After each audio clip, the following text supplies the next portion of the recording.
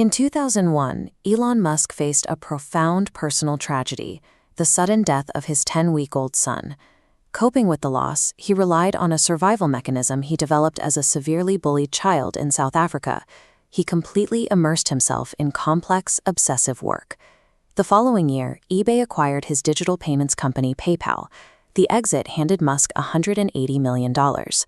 The standard playbook for an entrepreneur in Silicon Valley with that kind of payout is predictable. Start a venture capital firm, diversify into real estate, and live comfortably. Instead, he targeted the space and automotive sectors. These are notoriously unforgiving arenas, requiring massive upfront capital and historically dominated by massive government contractors and entrenched monopolies. He chose to stake his guaranteed, lifelong financial security against two industries that have routinely consumed and bankrupted ambitious private founders. The space ambition started with a trip to Russia to buy intercontinental ballistic missiles. When Russian aerospace engineers dismissed him, demanding $21 million for a single rocket, Musk ran the math on his laptop. He realized the raw materials only accounted for about 3% of a rocket's total cost. The solution was to build them from scratch. He founded SpaceX around a core operational strategy: vertical integration. Rather than relying on slow, expensive third-party suppliers, they would manufacture their own engines, fuel tanks, and hardware in-house to drastically cut the cost of reaching orbit. At the same time, he poured $6.5 million into a tiny startup called Tesla Motors, stepping in as the lead investor. The objective was to build a high-performance sports car powered by the same lithium-ion batteries used in common laptops. Hardware development is brutally expensive. By funding two unproven hardware startups at once, he set a terrifying countdown clock. If neither company produced a viable, market-ready product rapidly, his entire fortune would vanish. SpaceX promised to launch their first rocket, the Falcon 1, within a single year. Engineering reality hit hard, and that timeline stretched into 4 long years of development and depleted capital. When the silver rocket finally lifted off in 2006, the flight lasted barely 25 seconds. A tiny fuel leak ignited an uncontrolled fire near the engine, sending the Falcon 1 crashing back down. Exactly a year later, the second launch attempt ended when the second-stage engine shut off prematurely. The rocket spun helplessly in midair before tearing itself apart. Then came August 2008.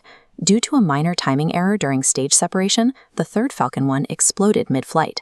In a matter of seconds, another $100 million evaporated into the atmosphere. The math for SpaceX was now absolute.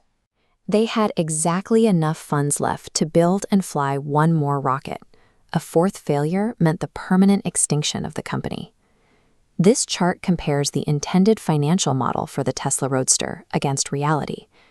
They projected selling the vehicle for $65,000, but by 2007, the actual cost to manufacture a single car ballooned to $100,000.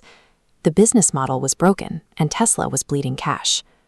To make matters worse, the 2008 global financial meltdown struck. As credit markets froze, the possibility of raising external capital for a struggling electric car startup dropped to zero. By late 2008, Musk faced a suffocating reality. SpaceX was down to its final launch. Tesla was burning through its remaining cash reserves and was mere weeks away from declaring total bankruptcy. Any logical investor would have consolidated their remaining funds to save at least one of the entities. Musk did the opposite. He liquidated his remaining personal assets, including his McLaren sports car, and injected the cash into Tesla to keep the lights on for a few more days. He chose the very real possibility of moving into his in-laws' basement over letting either of his technological visions die. He refused to abandon the wager he made on space and sustainable energy. On September 28, 2008, the final Falcon 1 left the launch pad. The first stage separated perfectly. The second stage fired. After tense minutes of silence in the control room, the confirmation came. They had reached orbit. That single successful flight proved SpaceX was viable. Shortly after, the company secured a $1.6 billion NASA contract to resupply the International Space Station, ensuring SpaceX's survival. Meanwhile, Musk spent weeks personally calling investors, pleading for the capital to fulfill existing Roadster pre-orders. On Christmas Eve of 2008, in the final hour before payroll bounced, Tesla secured $40 million in emergency funding. Both companies had been weeks, sometimes days, away from total liquidation. Squeezing through that impossibly narrow bottleneck at the end of 2008 secured the financial foundation required for the next decade of rapid expansion. Tesla moved past the niche sports car market and launched the Model S. They designed it as a computer on wheels, capable of receiving continuous over-the-air software updates that improved the car's performance overnight. SpaceX continued to iterate, eventually developing reusable rockets.